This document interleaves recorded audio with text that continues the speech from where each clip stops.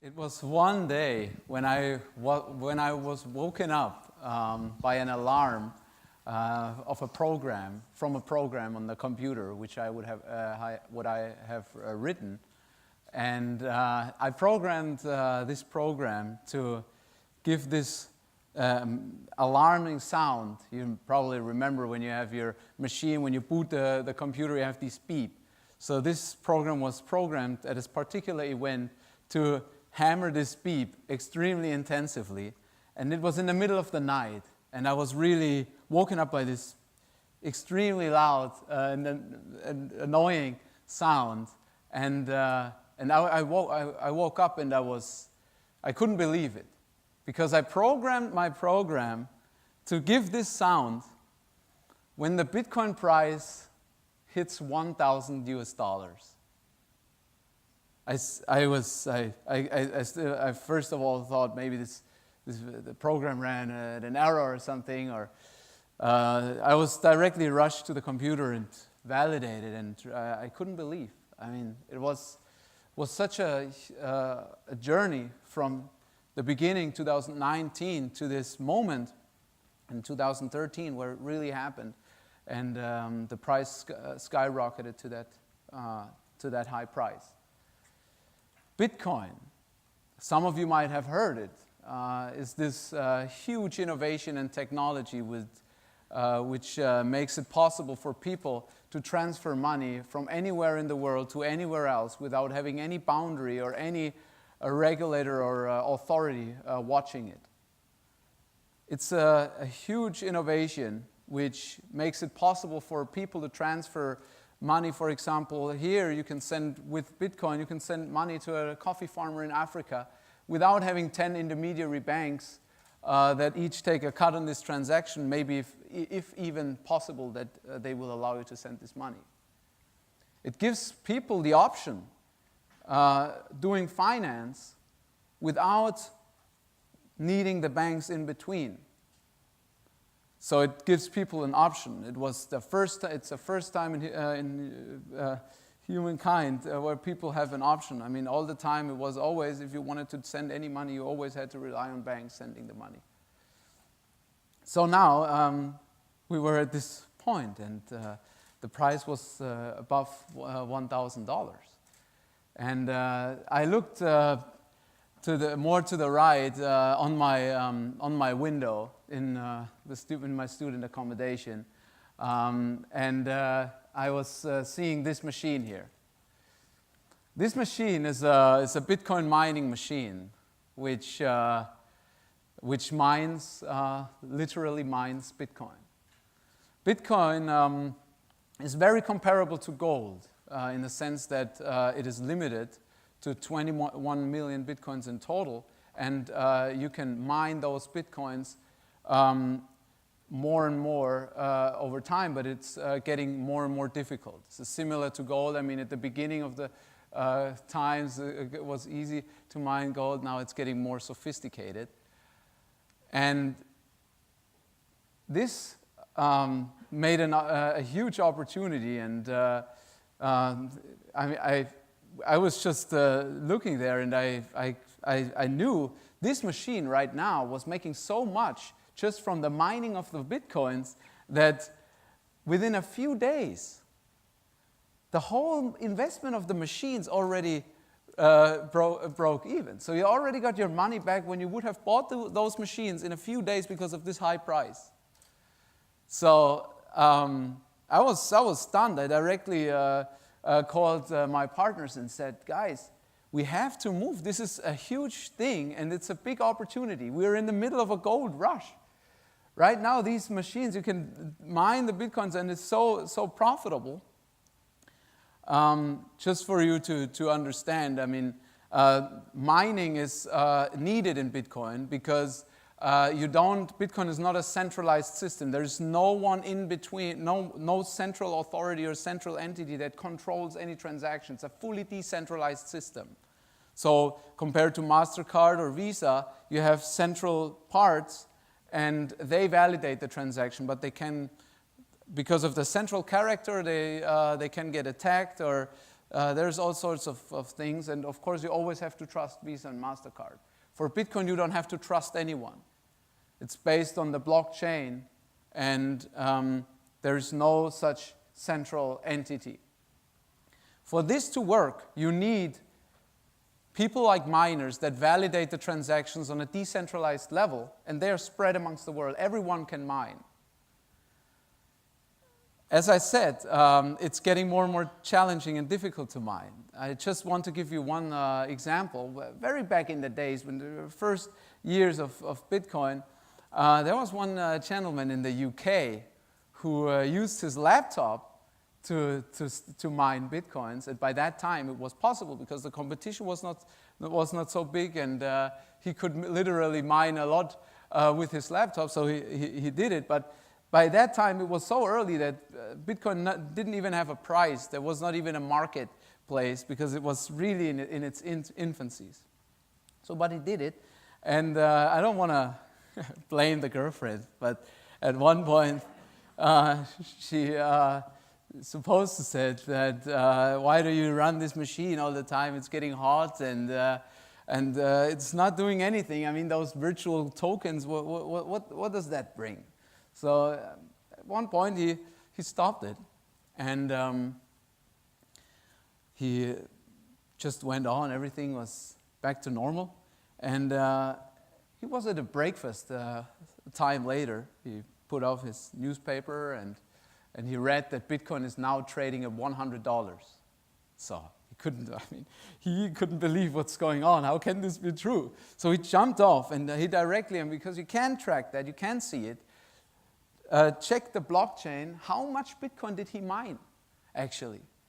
He could see that in the blockchain ledger, and it was more than 300,000 Bitcoins. By that time, it was $100, so these 300,000 Bitcoin turned into $30 million. So he directly said, wow, oh my God.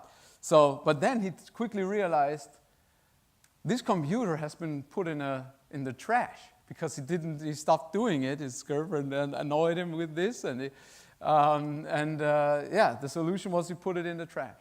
So of course, he was a clever man. He said, $30 million is now on this computer.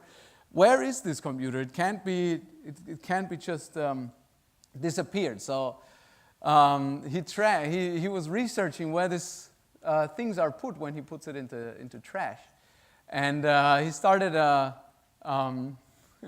He collected money in order to go on this waste disposal it was brought to and search on this waste disposal for this computer. It's $30 million. It's a crazy story. So he got the money, a little bit of money, and they did a good amount of research. It was an attractive deal for investors. If they would have found the computer, it's a $30 million. Right now, because the Bitcoin is more than 1,000, it's $300 million. So the story ends, unfortunately, sadly. They didn't find the computer. And those coins are still lying on this computer, which is probably damaged, but it's still there. So, but this just shows how incredible those very early times were. And I was in my room and got this alarm, and I was looking at my mining machine, and I was just saying, we have to move now. This is the big opportunity. It's the gold rush. So we didn't hesitate, and we directly had the plans. We have to move. We have to do something now, and we have to scale this up and make it very big. We realized very quickly that, of course, as it is very often in the world, there were a lot of other people that were aware of this as well. So we realized that on the whole world, globally, those cards, the graphic cards in those machines, were sold out. Everywhere in the world, all the big retailers in the States, in China, Europe, etc., were all sold out. So they've all bought that, and because they saw this, and Yeah, and probably even the retailers have realized it, and they thought, oh my God, why should I keep these cards in my stock? So I just don't sell them anymore and just do the same and make more money by just compared to selling them. So what did we do? It's incredible, but we found a retailer, not too known, but quite big enough, in Europe, that still had cards at the inventory. So we did not ask much questions, and we basically went full speed, and we from that time on, we bought this retailer so much empty that their trucks that left their warehouse did nothing else than going into our facilities, which we have set up by that time in the Eastern Europe. It was nothing else. It was the trucks. Over months of period, they did that. And of course, I mean, the retailer, they called us and asked us, I mean, what the hell are you doing there? You're buying these cards, and you're buying these professional cards, high-end cards, but you're also buying these motherboards, low-end processors are not so good. What does that make sense? And especially you're buying 6 cards in one motherboard. In your home computer, you normally have one card and a processor and the motherboard. So they didn't understand what's going on. Of course, we didn't have any big intention to tell him, because it was a dangerous thing, obviously. So we came up with telling him we're doing facial recognition, image processing, and it was fine. It was fine for them. I mean, we were a good client, a big client, and they were happy for the revenue we generated, and we were happy for the machines we got. So we did that, and we have built within a short amount of time a massive, or by that time, a very sizable operation in the Eastern Europe. And also in this town where we built it up, of course, we had the same thing. I mean, what do we tell the people? Because it's a lot of money by that time, and it's of course dangerous. We have to protect the facility, etc. And it's a small town, so the word goes around quite quickly. So they also asked, of course, and especially because there were guards guarding the facility, etc. But also we had a good reason for them, and it was credible. I mean, we told them it's a laundry, because it's steamed also. There was a lot of steam, and because those machines are very hot. So it was fine. Everyone was happy as well, or everyone went on as usual. And I want to give you a little bit of an overview, now an insight into into our first facility. And you will see on the sound, it's quite a very loud noise, and you can't believe that actually those cards, or which is equivalent to a computer, can be that loud. But if you have thousands of these cards together, just the fans create a huge noise. So let's get right on it.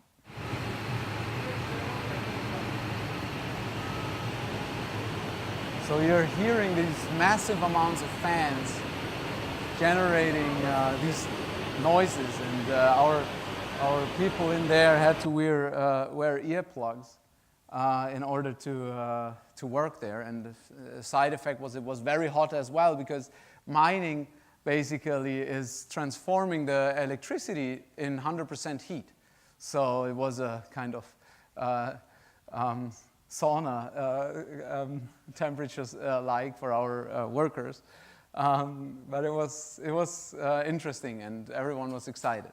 So of course, I mean, this was the first step. We did that, we were very happy, and it was incredible that this all worked out. But now we wanted to grow and wanted to make bigger steps, because we had this opportunity, and and it was big, it was scalable.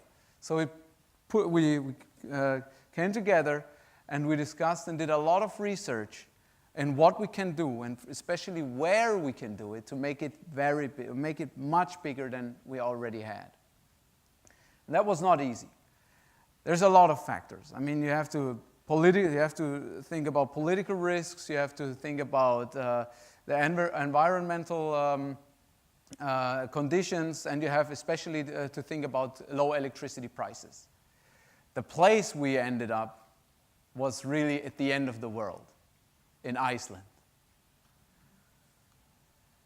What you see here is our facility what you see here is the power plant next to our facility in the middle of nowhere on this island. And we have done a lot of research, and we found this opportunity. It was against any conventional ways. There was no way to get there in a normal way, asking some people, and that's not how it works. So we got a secret track around the conventional ways, and we were able to pull this off.